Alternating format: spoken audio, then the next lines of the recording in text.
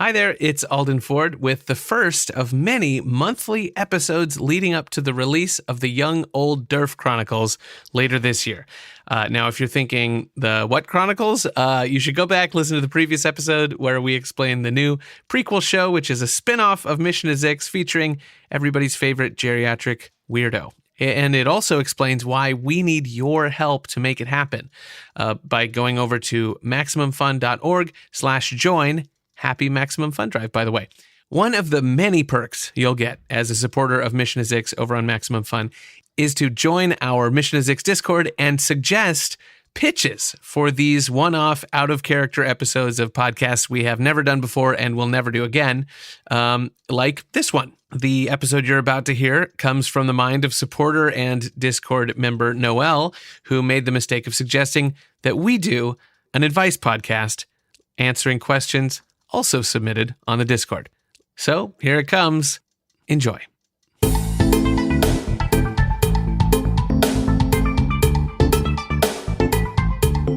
Welcome to Mission to Fyxx. The Fyxx Quadrant. Where the crew of Mission to Zyxx solves all of your problems. Yes. Those people listening might be wondering, are we in any way qualified to give advice? Oh. And I think the answer is a resounding, we can all say it, no. I hope no one even thought to wonder that we might be. Yes. If you're listening to this, it's on you a little bit. Yes. If this is your only resource for good advice, good job. Good luck. Good times. Good job and good luck. And we have great news for you if you don't like the advice. This is the first and last episode of this show. There will be no follow-up. No. Yeah.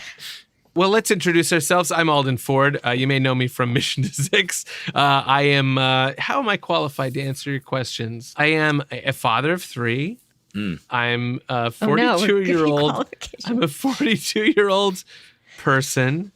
Oh, we're saying our ages now? No, This is getting... Alden. Oh, jeez. What else do I have? I've owned pets. Okay. I've owned pets. That could be... You could be a pet serial killer. How about I own pets? All right, Seth, what's your qualification? Introduce yourself. Yeah, I'm Seth Lind. You might know me from maybe Mission to Zyxx. And my qualification, I've had pets. Oh. I mean... You have a currently alive pet, which is more... I do have I can see my live pet. Is it too late to pivot to a pets show?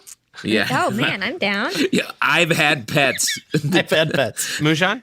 I'm Moujan Zolfaghari. You might know me from Mission to Zyxx. And my qualification is I have in the past voted at least once. Oh, wow, that is a qualification. Really nice. You've thought Thank about you. stuff before. Like a BuzzFeed poll? Is At that least what we're once. At least. No follow-ups. I'm Justin Tyler. I play Derf when asked on Mission to Zyxx. My qualifications for this, I once streaked college campus at a below zero temperature.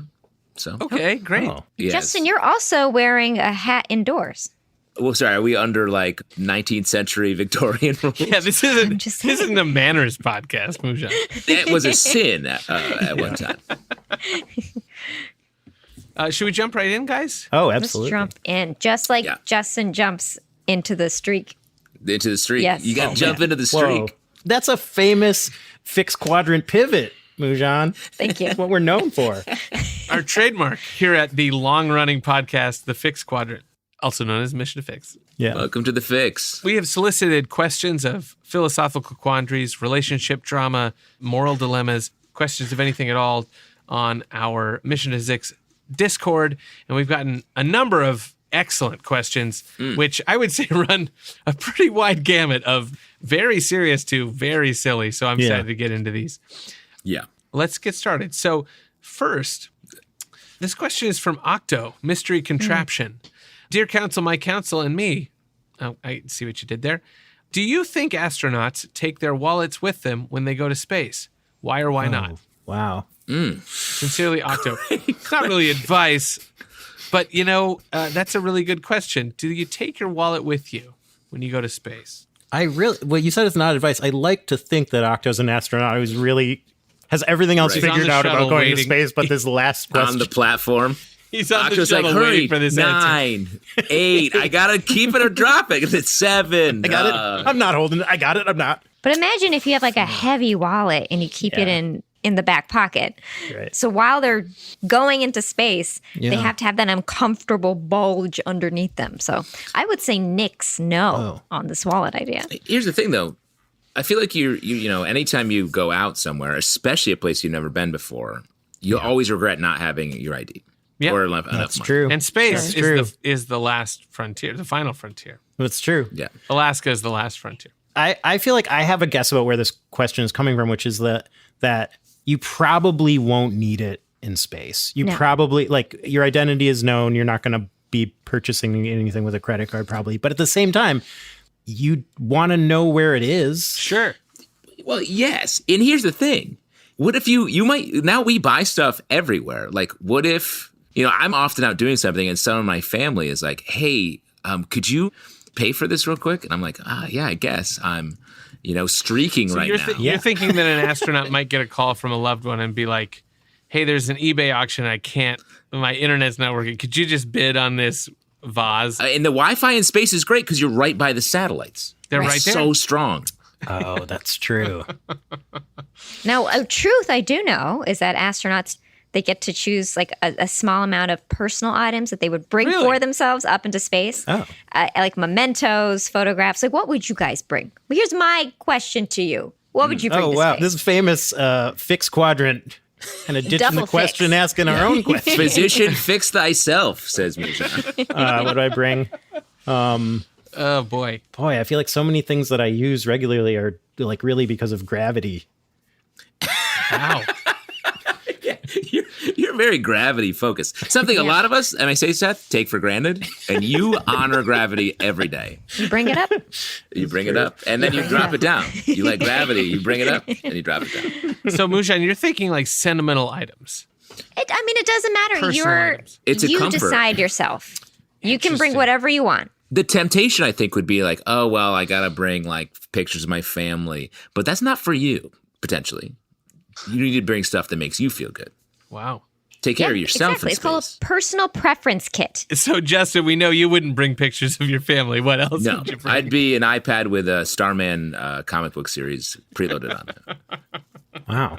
Okay. Not a single picture of my children. Someone did bring an alto saxophone. Does that make sense? Oh, Can you play the what saxophone in annoying. space? That seems like you shouldn't be allowed. Oh, man. That's, Can you imagine one dude brings a saxophone? That's right. It did happen in 1984. Astronaut Ronald McNair was the first person to play a saxophone in space. To be fair, 84 was the year of the saxophone. Yeah, that's true. and they say in space, no one can hear you. So, in summary, yes, you should bring it. I would bring the wallet. I say bring like $40 in cash. That's like my mom would always say, put $10 in your shoe. And I was like, Yeah. what? Yeah, there you go. You never know. You never know. That's How much money you got? How many shoes you got? Multiply that by 10. And Octo, I think we can confidently say, you fix. You we fixed. did it. All right, next. Howdy. This is from Camwing. Howdy. You've worked with a number of well-known guests on Zyxx, and the interactions always felt very natural. Thank you so much. I was invited to an event where I'll be mingling with a bunch of fellow YouTube creators, some of which I'm a big fan of, and I'm worried that I'll be seen as more of an awkward fan than as a peer. Interesting. What's the appropriate amount of geeking out when interacting/working with a relatively famous person? Looking forward to hearing from members of the Zyxx crew again after so long. I feel like Moujan and, well, actually all three of you guys, less so me, are really qualified to answer this question because you've all worked on shows where you've been next to very famous people. Camwing, thank you for asking this question because three of the four of us are uniquely qualified to answer this. Seth, you want to start? If I can start in a kind of sincere way, I do think the fact that you are thinking about this question and asking it means that there's such a tiny chance that you would be awkward or annoying to these people because you have the self-knowledge to even wonder that. So in a basic way, I would just be like, don't worry, these people are there for the same reason as you. And so you're going to be totally fine. But Alden, what did you say? You wanted examples of interacting with really I just know famous you people? guys have all worked on shows and on projects that you were next to very famous people. And I know for a fact that you guys are fans of those people too. So if you have any stories about that. I can tell a couple of quick little ones. Yeah. I worked on a show called Deezus and Marrow, and we did 2 pieces where I was directing the field piece. They were both sketches. One was Lin-Manuel Miranda, very cool. And I was like, how do you... And we were improvising a musical based on the idea, this came from the host, that Babe Ruth was secretly Dominican. And super funny. They pitched it live to Lin-Manuel on set, and then they sat down and literally wrote this musical together. And it was amazing watching them work. But to getting to the question, like Lin-Manuel showed up. He was the first one on set. We shot at the UCB Theater on 42nd Street when that was a thing. He was there first. He was incredibly down to earth. He wanted his own space and to chill. But he then, when we were like, yeah, we'll be with you in like 10 minutes, he just sat down at the piano, started just like making up a song. I was like, turn the cameras on immediately. We have to capture this. And it's in the piece. It's on Showtime's YouTube. Check it out. That's really cool. That was very fun. And truly, like, especially then and still, one of the most famous people in the world. And just like wanted to do the work and hang out and be cool. And the other one, similarly, is John Legend. A little more private, but we had an hour with him where he wrote a song about eating ass with these. Wow. And he was... Why did we get him on Zyxx? He could have played that character the whole time. Yeah.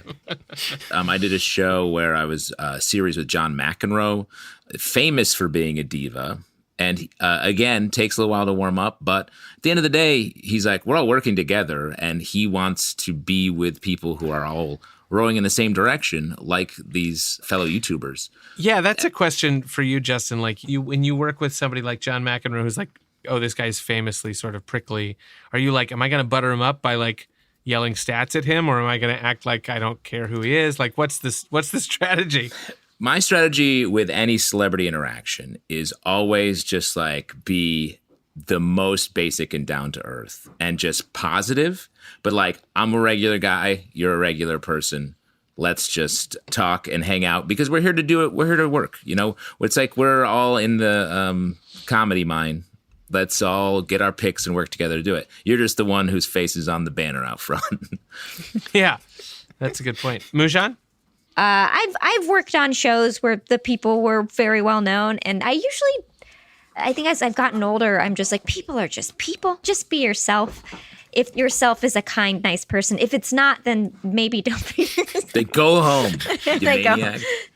Yeah. But the only time I think I was starstruck, only because I am such a big fan of hers, and then I got to work with her for a couple seasons, was Amy Sedaris, because she's just they say don't meet your heroes. And there's been a couple times where I have met people of that caliber, and they weren't as great, but Amy was and continues to be like a just top tier best person. So Really? kind, so nice. Yeah, oh my gosh. I'm not surprised by that, but it makes me She's very so happy. great. Yeah. I mean, the fact that she asked me to be in her show is she didn't need to do that. pretty But good. we did a That's so show cool. on we did a show, rest in peace, on Go 90 together called Thanksgiving that Bethany Hall made. And she got to see me do like pratfalls and be fake drunk. And she saw me do my best and my best character work. And we filmed in Westchester, and we showed her at Cab Ride back to Manhattan. And I got to like talk to her, and she was so lovely, and she brought me back. But I wish, because she's like incredible and an idol of mine, I think on set I was a little like intimidated. Not intimidated, that's not the right word. I was just in awe on her. So I feel like maybe I wasn't able. This is just, oh boy, I'm letting it out. Like at home with Amy Sedaris, maybe I wasn't able to like be as kooky, as crazy as I wanted to be because I was so much in my head. Because I'm just like, this is Amy Sedaris. I have to get these lines right. I don't know if I should improvise. I don't know what I should do here. So if like sometimes if you go and you meet people that you look up to, I think you never really know how you act until you're in that moment. So go there to this YouTube event, have fun.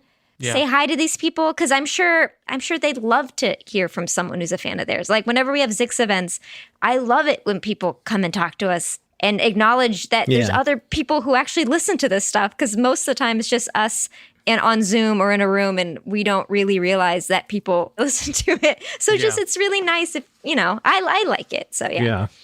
Yeah. Can I say a couple awkward things I've done around the famous people I've interacted with by Let's go. accident? Yeah, now we're talking. So my day job is at This American Life, the public radio show podcast. And I've worked there for 19 years. Whoa, that's awesome. And Damn. in the beginning, I was like the front desk person. And at one point, Kirsten Dunst just walked in. And I was like, hi. And then the way the office was, like, the front desk was like right in front of this bench where the person would sit to wait. So like Kirsten Dunst was looking at me, and then Very close. I needed to pick up the phone and call the person she was meeting with to be like she was here. And then I could not remember her name. I looked like I blanked because of the weirdness, and I was just like, and I called my coworker Alyssa, and I was like, your 11 o'clock is here. Nice. As I'm like looking in the eyes, I'm like, and I feel like it just like made it feel like I was being weirdly aggressive about refusing to say the person's name I clearly knew. Was it the Kirsten Kristen situation, or just a total? No, like I just blanked. Like like when she walked in, in my mind I was like, that's Kirsten Dunst. And but when I picked up the phone, like it was just anxiety about a famous person that wiped all knowledge from my mind. So one other awkward celebrity interaction. This was another This American Life live show. One time we had Tig Notaro in a live show doing this really funny story about meeting Taylor Dane over and over. And then we surprised the audience by having Taylor Dane perform at the end of it. Taylor Dane being a 80s pop star of some renown back then. Anyway, backstage before the show, I was talking to Tig in the green room. It's where they have like plates with crudité and stuff. And I think I was kind of nervous, so I was sort of like filling the space by talking. And Tig's like, yeah, okay. And then I finally paused, and she goes, "You're eating off my plate."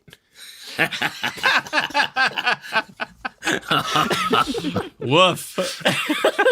So You're like, I know. I don't know. I'm eating off our. I like to think of it as our plate, Tig.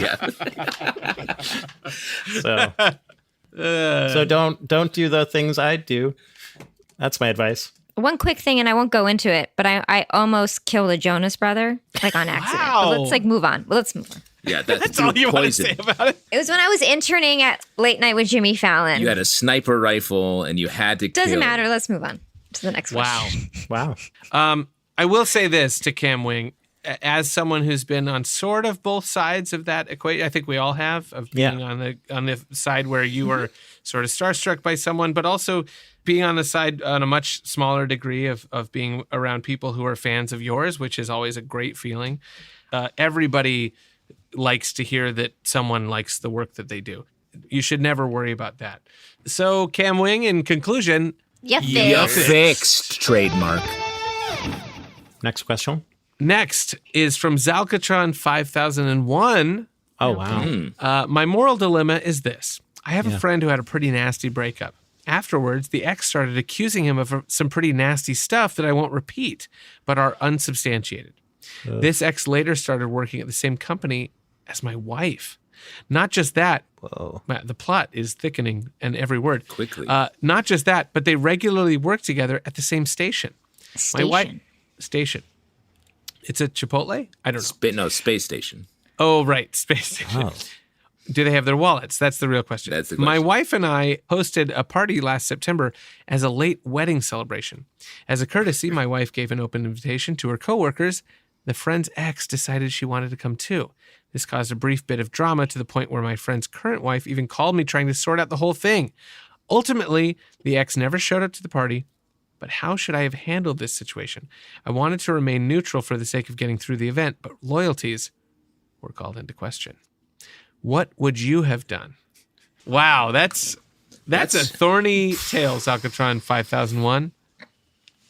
I mean, I think Zalcatron, I think you handled it well. Like, that's such a convoluted, thorny vine of drama, and you're only in charge of what you're doing and you're connective. So I would talk to your partner in that situation and be like, hey, be friends with who you want to at your station, but just know that when we're going to this event, it might get a little spicy and you might be standing right there when it happens.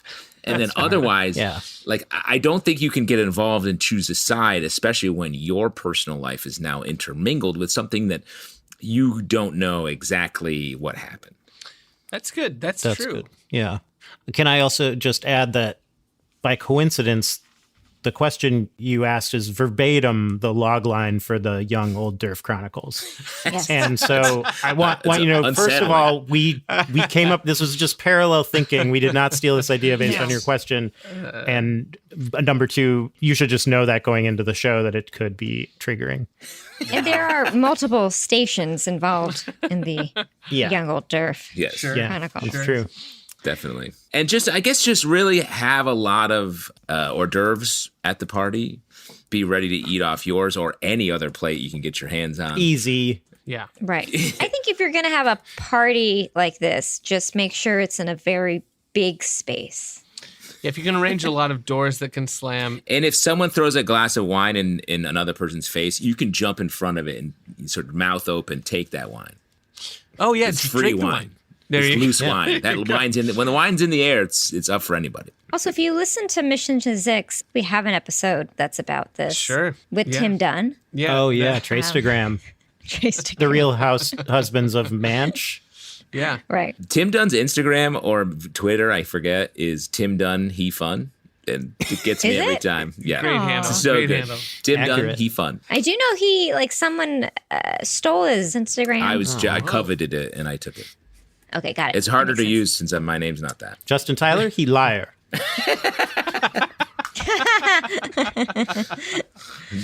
Hastily taking that. You Fyxx. You fix. So this is a 3-part question from Dr. Pickle. We're coming off the last escalating the double black Whoa. diamond of questions. From Dr. Pickle. Okay. I am co-raising 2 teenagers and I work with college undergrads. Sometimes I have to tell them things like, don't date people who are mean to you. Don't troll people online for no reason, or don't plagiarize your essays. That's all great advice, by the way. I don't know Yes. you should be on this show, Dr. Pickle. Yeah. But even when I give them good reasons for it, I can tell they still don't believe me sometimes. I hate resorting to, you'll understand when you're older, or because I said so. How can I convince them I'm cool and reliable and correct so they don't do stupid stuff that hurts them? Wow. This is a really, It's good. That's good. really Great excellent question, Dr. Pickle. And I will say, Yes. we as a group, at least 3 of us, sorry, Moujan, are qualified because we have, 3 of us have little kids who do very dumb stuff sometimes. I shouldn't speak for you guys. My kids do. And we've had pets. And we've had pets. we owned We've had pets who definitely have done dumb stuff. How do you square, like, I want my kids to make their own decisions and to a certain extent make their own mistakes Yeah. with, don't do that. Don't ever Yeah. do that because you're going to ruin your life doing that. The thing that popped into my head, honestly, about this question is you can't. Like, I think the Right. definition of being that age of a teenager, which is like the transition from being a kid to being an adult, is where you think you know more than you do because you have to operate that way to function if you're going to become an adult. And I think that some of that stuff, like the one, don't date people who are mean to you, like that is so basic and true. But when you're in the middle of that as the person who someone's being mean to, like the emotional thicket of that, all the reasons you can give for why that is or how you could have to change, like you have to go through it yourself to actually figure that out. Don't date people who are mean to you. sucks. You have to date someone who's mean to you. Otherwise, you will not learn that. Yeah. But it's a dangerous thought to a parent. Of Oh course. God, yeah, it's terrifying. I don't have young kids, but I am a person who was a teenager at some Yeah. point. And Yes. I have very Teen strict correspondent. Persian parents. Thank you, I'm the youngest one here. But I had a very anxious, worried Iranian American parents who were afraid of America. They thought we're all going to get pregnant as soon as we go outside. So they tried instilling the things that you're saying through like very strict parent ways. Yeah. But the kid brain is anything you say, I want to do the opposite. Yeah. And let me say, on the heels of that, like my kids are younger still, but I think it is the difference between being like, hey, Right. don't date people who are mean to you. And like, oh, here's the thing, though. You're going to end up dating people who are mean to you, and it's horrible. I think it's the casual stuff that gets under the armor a little bit. Yeah. And when Hey, you bro. squeeze it and push it, they're like, what's he saying? Never. Get out of here with that. I will say this. Yeah. My kids are 6 and 4 and 3 months. And 1 week and 2 days and 1 hour.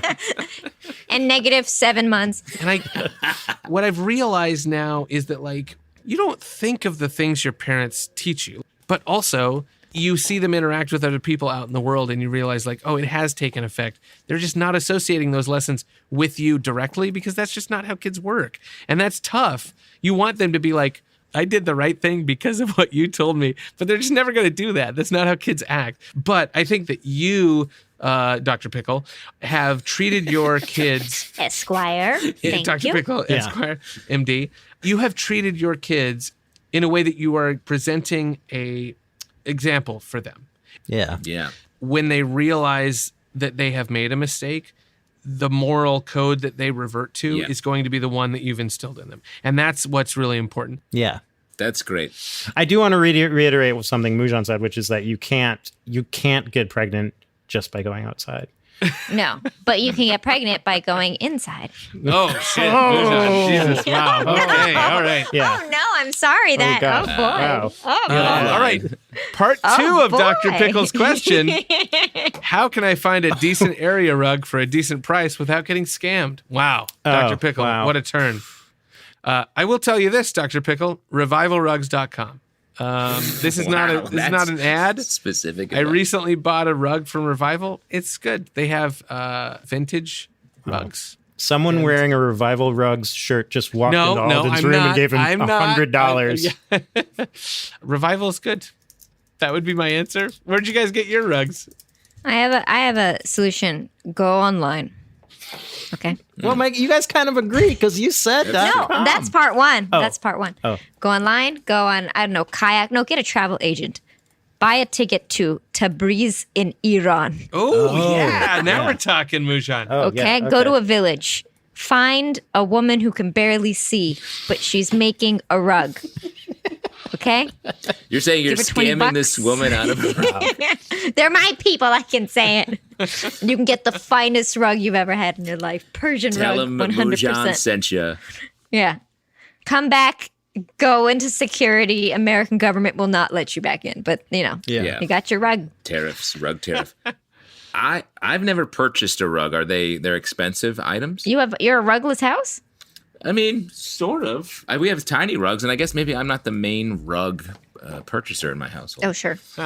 The thing is, what would I ever choose to be on a rug? It's hard. It's hard to pick it. It's really hard. Yeah. I will say I'm someone who I'm not good at buying things. I'm not good at figuring out a thing that would make me happy to have. I'm not. Wow. So I'm a terrible consumer, but we have this one rug that I look at it and it makes me so happy. Every time I see it. I've lived in this house 5 years, and every time I step on this rug, I'm just like, it brings me delight. I don't know where we got it, so I can't tell you where to get it. I've never felt rug joy. You can also go to a garage sale and get some rugs from other people. But no, a dog is Think about all probably the pissed on stuff it. in that rug. Yes, That's rough. Those people have had pets. Yeah, I'll tell you, I've had pets. Every person who ever sold a rug. A pet can become a rug, It's true. Oh, Yeah. boy. especially with all these If ones. this wasn't gonna be our last episode, it was gonna be now. All right. Third part of the question from Oh, wow. Dr. Pickle. Okay, Dr. Pickle. Is shrimps bugs? Shrimps bugs. It's Great shrimps question. bugs. I think Yes. shrimps. I I've think woken shrimps up is in the dead of basically night bugs. and screamed this out. Yeah. It's very questionable. I think shrimps is bugs. I think shrimps Shrimps is is bugs. bugs. I think we can all agree. They're as much bugs as you can be without technically being bugs, and I think that's enough. Of yes, Shrimps is bugs under the sea. That's true. Yep. If mosquitoes were bigger, would we eat them? Oh, No. Like a mosquito cocktail. I ate a live termite Live?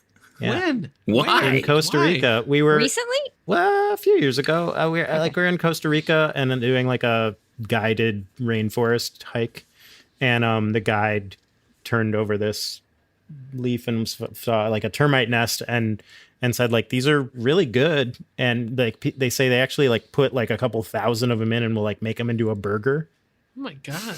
And he was like, who wants to try one? And my wife and I were both like, okay. And it tasted like a hazelnut. And it's because they eat wood. So they just taste so like they taste really like, I don't know.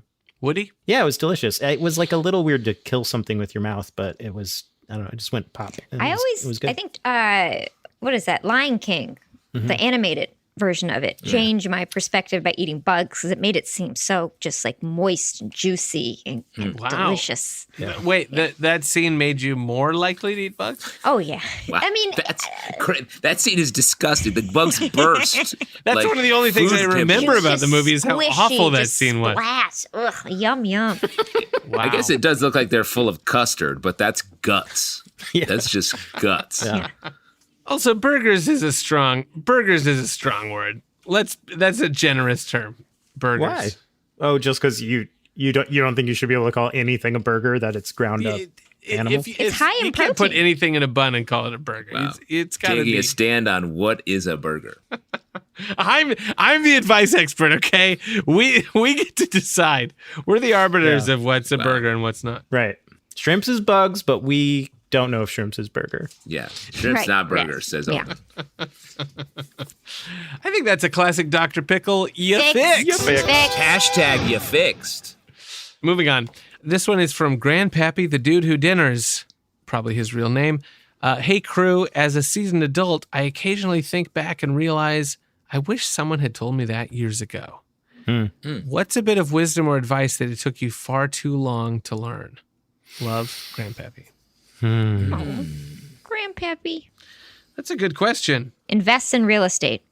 Wow. Start Invest early. in real estate. Start early, start young. Wow. Easier said than done. Easier said than done. Well, maybe. not now. I would say not now, but maybe like in 2010, Sure. New York City, Barclay Center area, which didn't exist. That's always my greatest that's regret. true, I that's didn't true. have the money, but I could have pulled some together with various different sources and I would have been a bajillionaire by now. Yeah, But that's do true. I want to be a landlord? No. So I take it back. Never mind.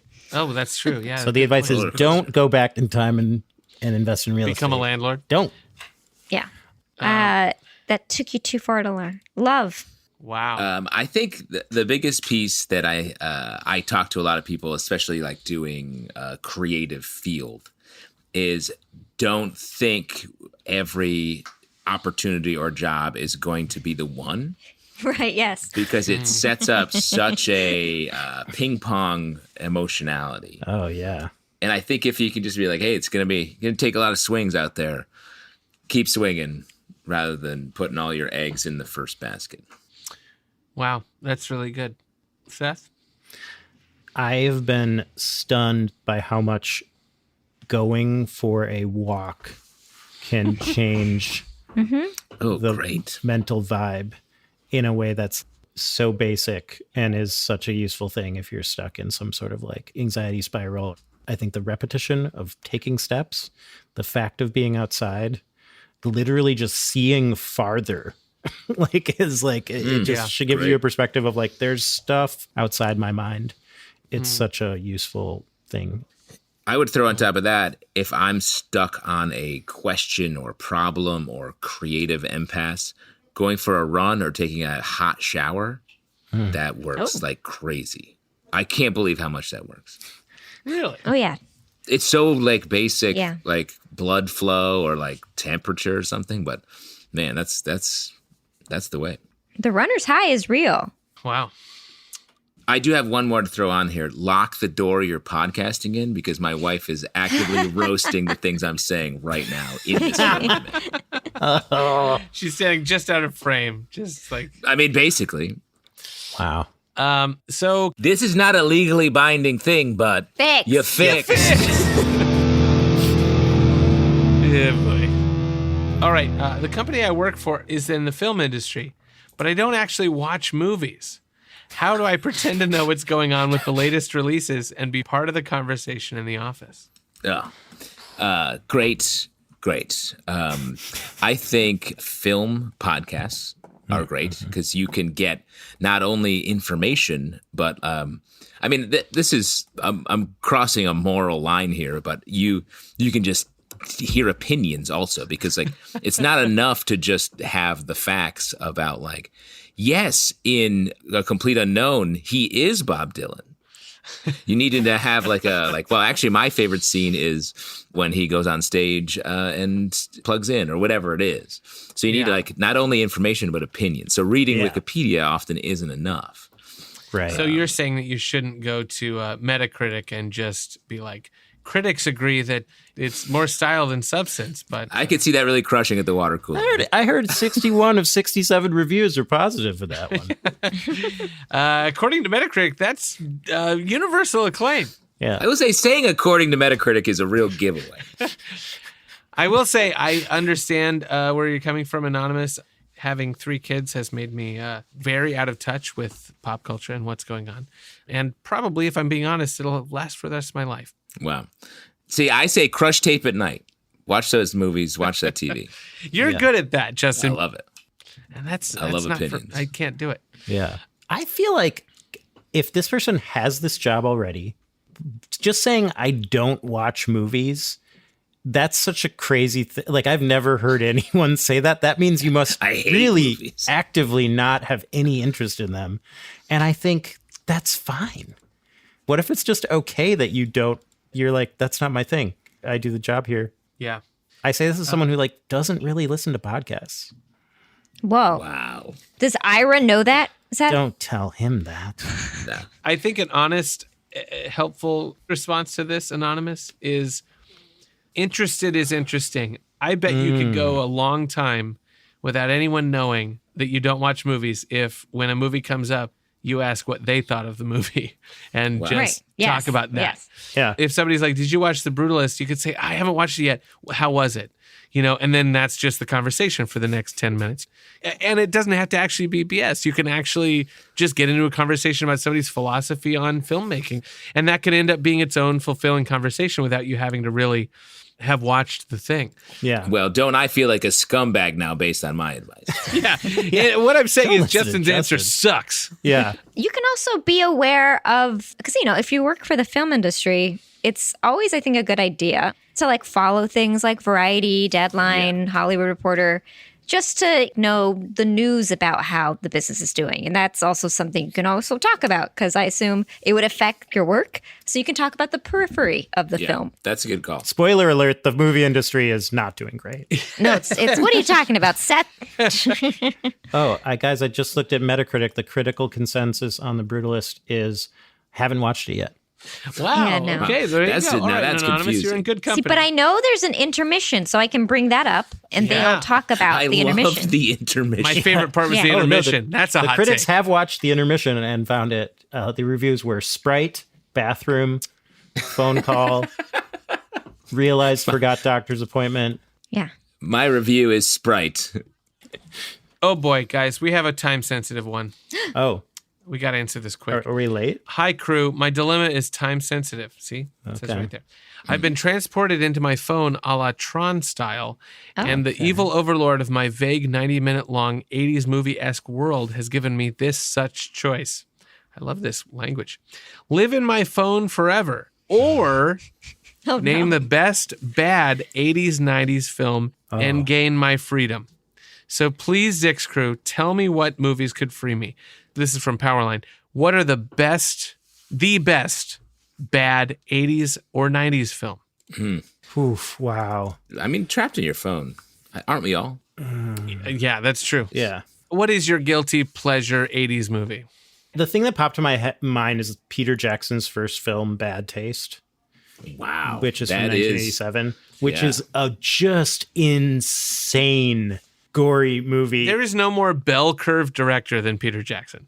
His first movies were so ridiculous and niche and culty, and then he made, Lord of the Rings, which is like truly 3 of the most accessible, popular, critically acclaimed movies of all time. And then now he's on the other side where he made the Hobbit trilogy, which everybody's like, what are you doing? Bad Taste has a scene where someone burrows vertically through another person with a chainsaw.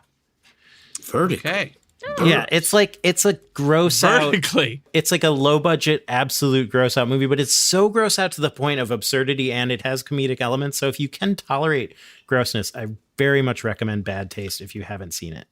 That's crazy. That's a great rank. The one I would throw out that straddles the line between those two decades is The Rocketeer. Wow. That movie's that one. awesome. That's a great movie that just never got. But is it a bad movie? Do you actually think it's bad? I think it's great, but I think the world has decided it is not a good movie. You want a movie that's actively bad? That you love?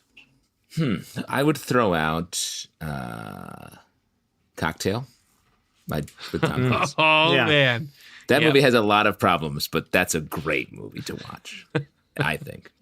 I would say my choice would be Lady Hawk, which is like a lot of movies from the 80s. You watch it now and you're like, how did this script and how did this direction get past anyone? It's ridiculous, but it's also very satisfying in a way. It's so joyful in like a weird 80s way. Wow, I'm looking at the cast: Matthew Broderick, Rutger Hauer, and Michelle Pfeiffer. Wow, Yeah. Stars. Yeah. they were born to be in that movie together. Yeah. It's about a guy who has a hawk who is a woman, I think. Well, checks out. The plot is that a woman is trapped in the soul of a hawk. Like Mannequin, but for a nice bird. What's that movie? I should know the name of it, but Johnny Five was in. Oh, Short Circuit. yeah, Short Short Circuit. Circuit. I don't know if that's considered a bad I don't- movie. I That's a think movie as it's- a kid we watched like a million I times. think it might just be good. Well, let me say, so it's a good I movie. think Short Circuit 2 you could consider a bad movie that would satisfy the parameter. In that movie, Johnny Five ends up in New York. He ends up fighting and then joining a gang, quote unquote, whose tagline song was Los Lobos kick your ass, Los Lobos kick your face, Los Lobos kick your balls into into outer outer space. space. How nice. I don't know why that takes up space in my brain, Me too. but that maybe is the dumbest thing that's ever been on film. I think you're absolutely right, Justin. I think that may be the stupidest fucking movie of all time. I'm glad we got there together. We got there. The fact that that was a thing that was on film, that people went to the movie and paid money to see. It sort of doesn't matter what the rest of the movie's about. The fact that that was in that movie, people did it and made it with a straight face. I think of Your Mother Was a Snowblower is a line that just like fully is rattling around in my brain. Permanent. Also doesn't make sense. Not at all. No. Genealogically inaccurate. Great. I hope you get out of your phone, Powerline. Oh yeah, I hope that got you out. Oh yeah, that part. Yeah, good luck. Good luck. Yeah, good luck out there. But Powerline, you have the skills in your name. It's true. Yeah, fixed. Fixed. I'm at something of an inflection point in life. For the last 25 years, I've worked for the government and I'm kind of done with it. Thanks to my military pension, I have a degree of stability to pursue my interests, but life experience tells me that the childhood dream of world domination involves a lot more admin work and a lot fewer space lasers than I care for. What should I do, and why should it be International Art Thief? Oh boy. Honestly, when it's time to make decisions of this magnitude, my brain clocks out and I can only come up with stuff like vigilante street sweeper or amateur arm wrestling contest efficient. So I guess I'm looking for more achievable dreams. Ideas? Signed, Flux Capacitance. I mean, my advice would be with a pension talk, sounds like a comfortability there or a safety net. I would leave that job when it feels right, chill for a little bit, and decide what you want to do. Because I think something will present itself in the time when you take space, when you're taking very hot showers and going for jogs, Yeah. getting that blood flowing. Yeah. Then the next thing will appear for you.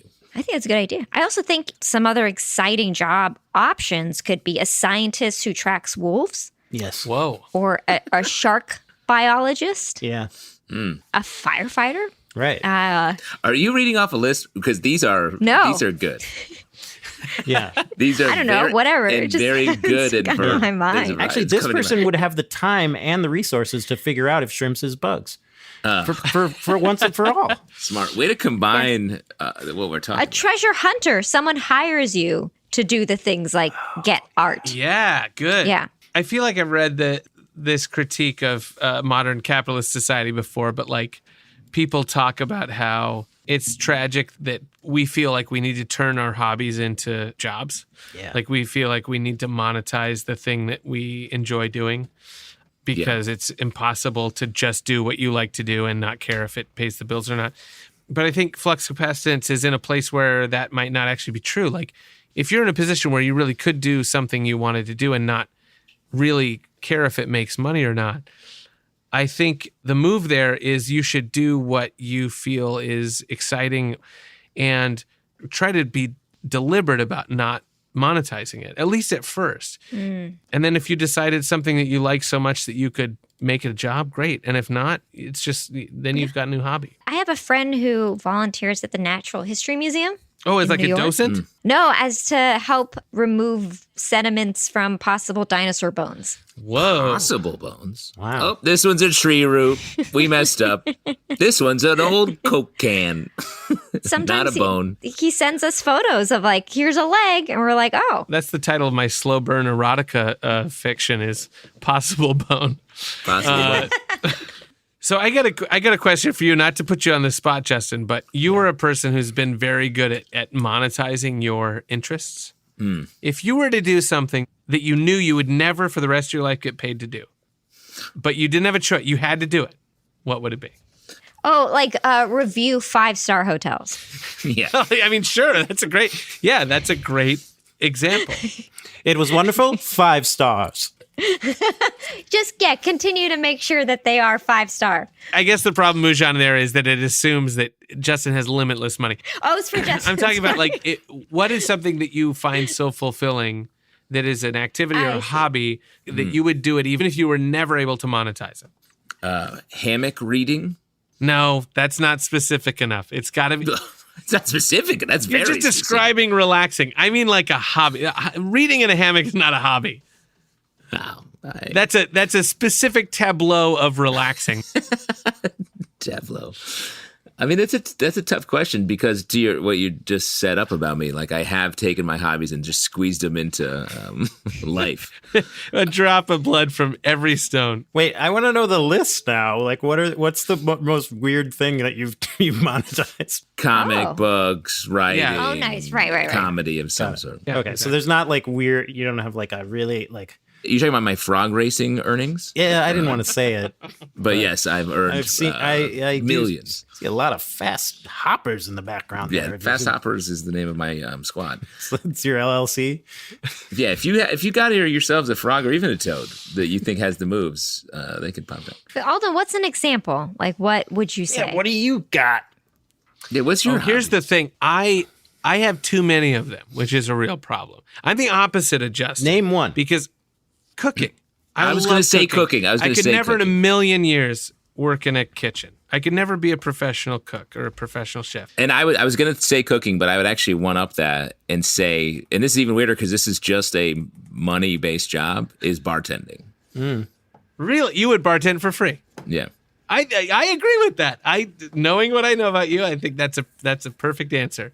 Moujan, what is a hobby that you like so much that you would do it if it never made money? Running, and I know that I'm not fast enough to ever receive, Be a professional runner? To catch the money. but I just like doing it. Really? That's great. That's great. I guess I didn't Yeah. really know that about you, Moujan. I was very sporty growing up. I played softball, basketball, soccer, and then I hated running for a little bit. And then when it was in my 20s, I realized running, you can just play music and it's like dancing and nobody knows. And so I started just running in my 20s. And I realized the mental healthness of it. Like, I feel happy whenever I do it. Yeah. I don't care about the PR. Yeah. It makes- The PR. I don't do it for the PR, babies. I do it Right. just because it makes me a functional person. Personal rec. PR stands for personal record, not Yes. public relations. No. Okay. Seth, what about you? Honestly, if I for some reason did not need to make income, I would descend rapidly into being an obsessive metal detector person. Wow. Like I'm afraid of how much I would metal detect. The other thing How much I would metal detect. the other thing is snorkeling. Yeah. You're chasing lost gold like nobody I know. You're detectoring or Those two things Snorkeling. can be combined, Seth. one time in Hawaii, I like snorkeled to the point where like just a little bit off the beach, like not like far out or anything, but to the point where I like came out and I was like wheezing water and fell over because I had this feeling where I was like, I got to see all these fish. Oh yeah. Like I got to see all of them. I got to catch them all. And like there's some over there. I got to see those guys. Have you seen, like, I want to look, like get out of the water and be like, you guys seen these fish? Yeah. They're beautiful. And then dive back in. You love being under the sea. Oh, it all comes back around. Yeah. Yeah. Being face down looking at beautiful fish would never stop. Wow. I kind of want to pay you though for that. Yeah, that's the problem, Seth. You can't not get paid. Yeah, we got to pay you.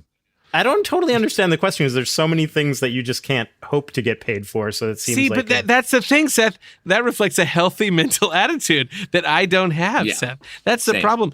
Here's the thing for me. I remodeled my kitchen last year. And my first thought was, if I started a YouTube cooking show, I could write this off on my taxes. Like that's the mental illness that I have. That I'm like, how can I make this work for me? And that's not what a hobby should be. That's not what something you love should be for you. But you've been a freelancer your whole life. I'm a W-2 guy. Sure, so like that's a different level. That's fine. That's the line. But I'm punching saying, into the like, same office since 2006. Yeah, exactly. We sit around being like, what is money? How can I get it? But to be fair, like, all of us came up at UCB, an improv theater where the entire fucking business model is this will never make you money. This will always cost you money. And we figured out a way to do it where more people could listen to it, more people could support. Like, we made it a thing that at least sustained itself. Mission to Zyxx. That's Mission to Zyxx, improvised science fiction podcast.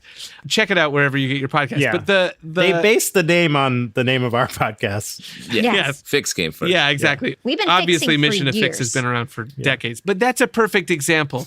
I love sci-fi. I love comedy. I always wanted to make this big, sci-fi world. We figured out a way to make it, but it was something that had to pay for itself, and so we did that. I think that Flux Capacitance is also trying to figure out a way to do something that is fulfilling to him without it being something that necessitates becoming his job. Yeah. Well, Flux Capacitance, I hope you figure it out.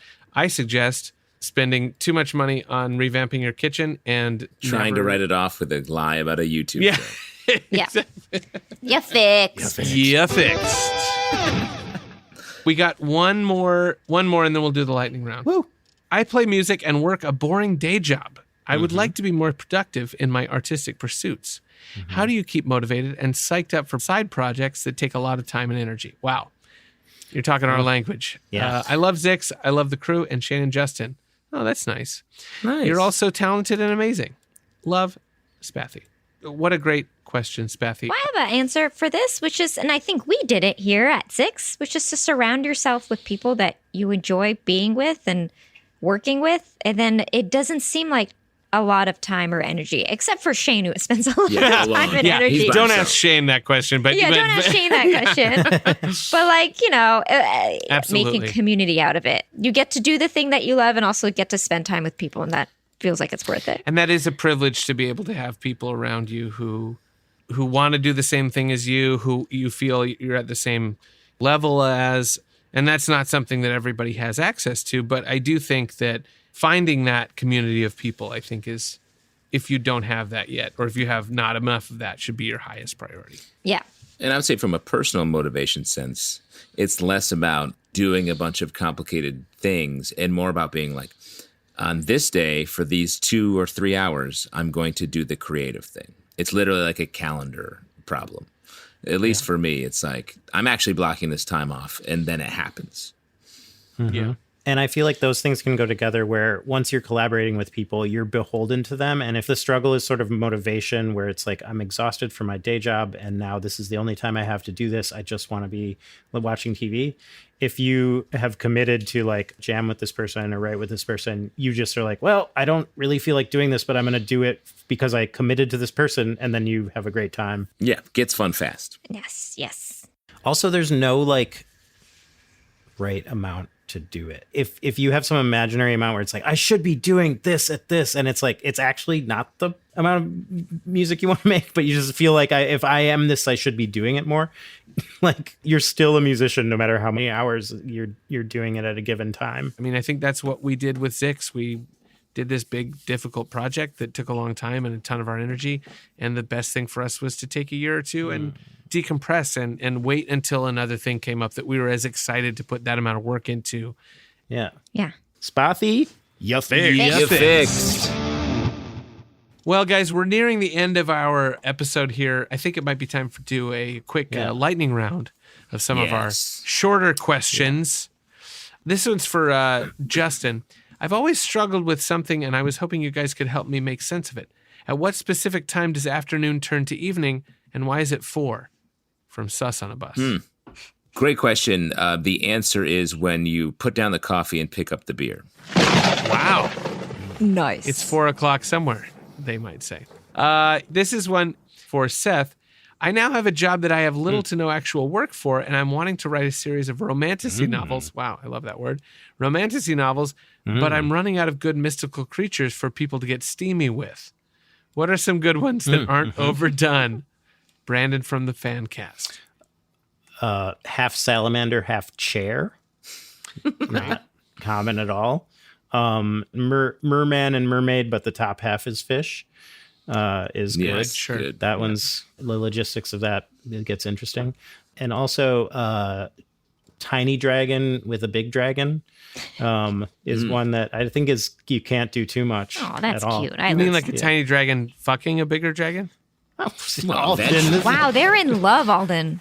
Yeah, I mean, fuck if yes. you're in love. I wasn't gonna. Say No, it like you that. can't. Oh, no. Oh, boy, I've been doing it wrong this whole time. All right, this one's for Moujan, because you're truly the master of made-up names. My friend is looking for a stage name for performing stand-up. What Zyxx character would make the best on-stage pseudonym?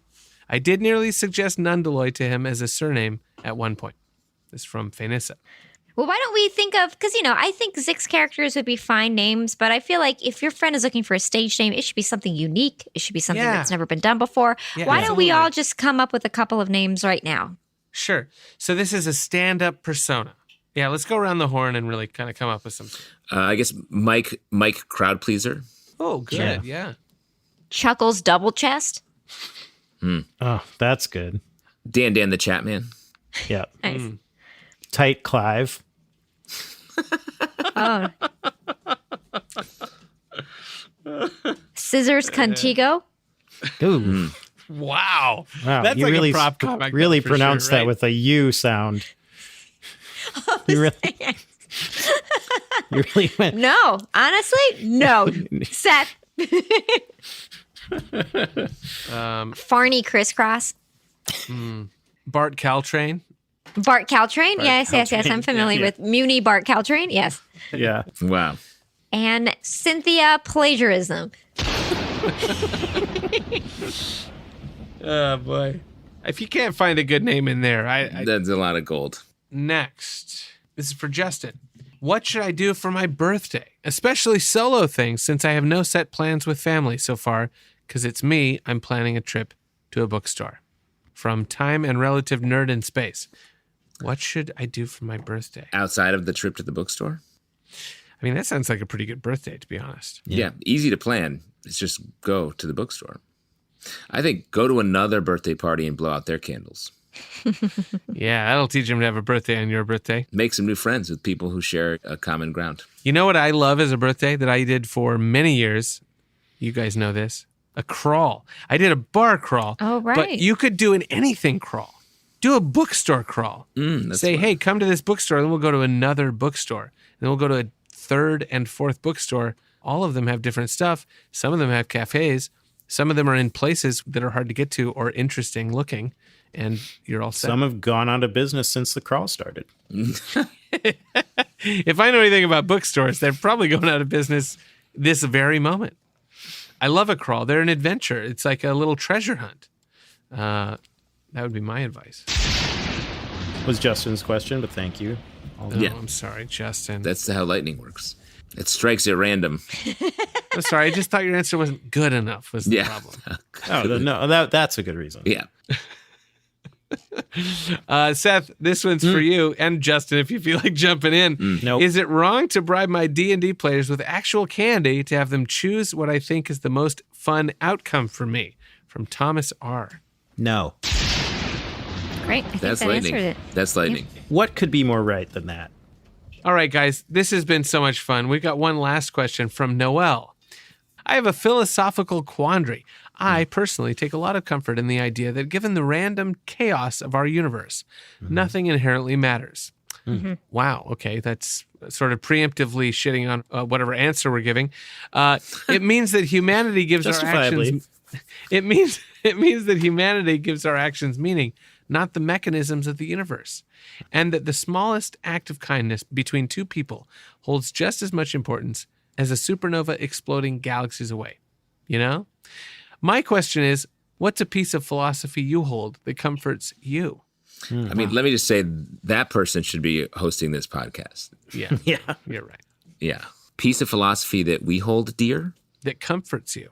Everything that's happened has already happened before.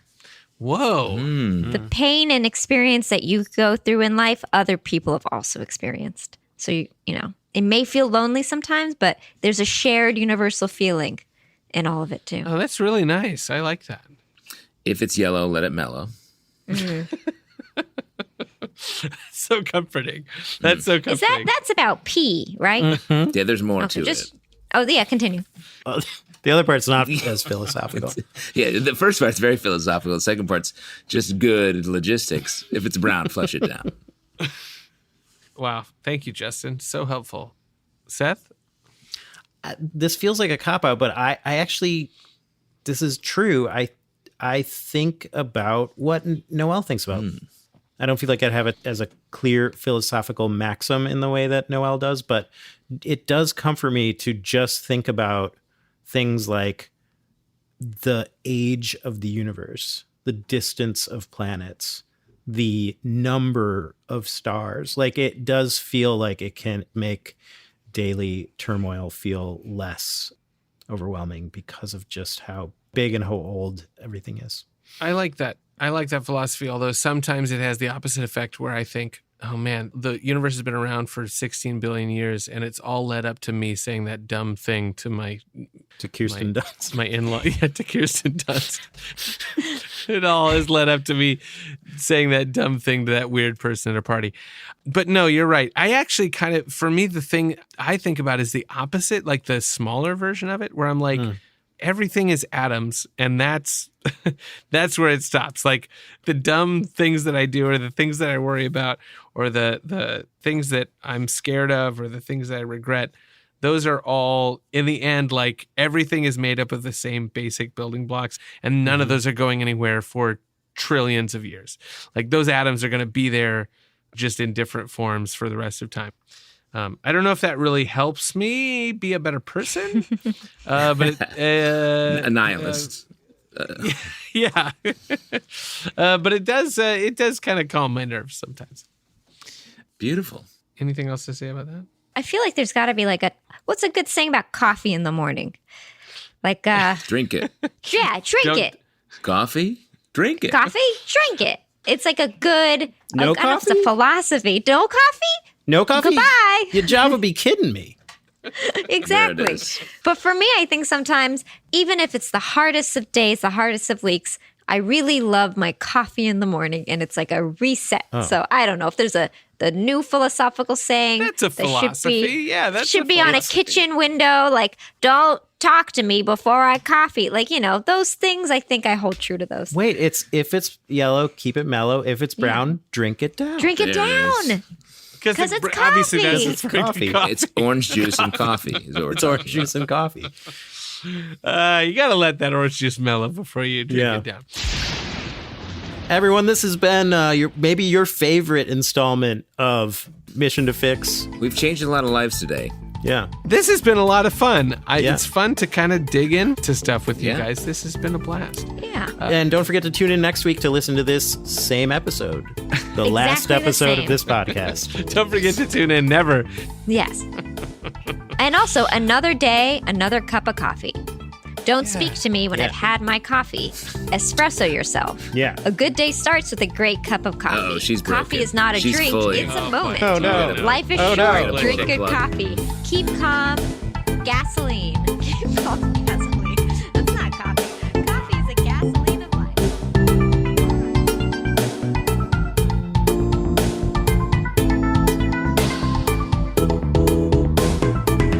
Alden here again. Hope you enjoyed that episode.